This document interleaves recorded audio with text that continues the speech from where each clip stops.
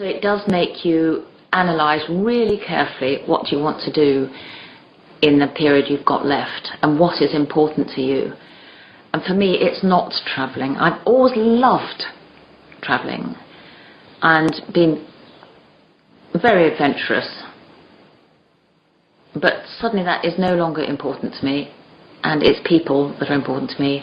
I'd rather be in Dulwich than go off to the South Pole. You know, I want to be in Dulwich and be with my friends and be with my family, and that is what is important to me.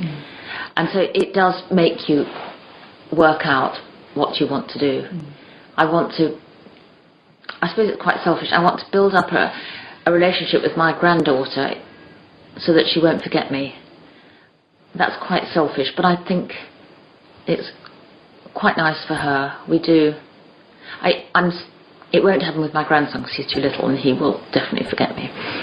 So I spend a lot of time with her. But you see, I've always been satisfied, easily satisfied.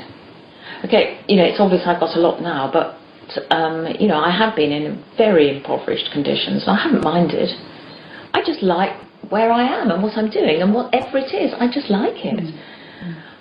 I've enjoyed it. I've smiled and had fun, and it's absolutely not based on materialism at all.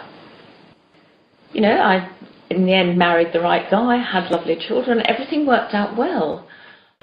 I think sometimes put yourself in my position and think that maybe you don't have much time left, and just make absolutely sure that you're doing the right thing for you.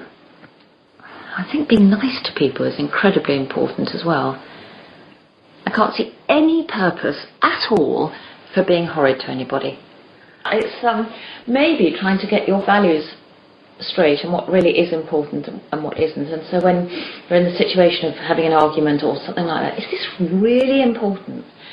You know, I'm in a matter of life and death all the time, and it's not that important if, you know, we haven't got the, I don't know, right food and it's not nice, or we've gone to a restaurant that's disgusting. You don't worry about things like that. Don't worry about the minutiae of life, I think. What would you like your legacy to be? Yes, well, I don't really mind because I won't be around, actually.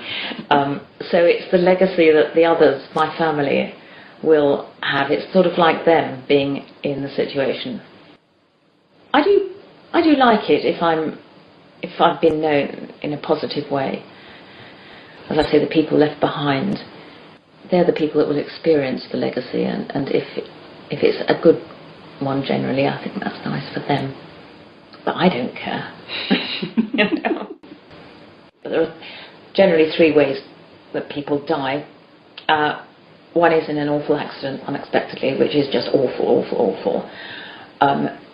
One is getting Alzheimer's and, you know, for 10 years having to be looked after by your children or whatever, which is awful, awful, awful. Or there's me in the middle, which is actually probably the best way to die.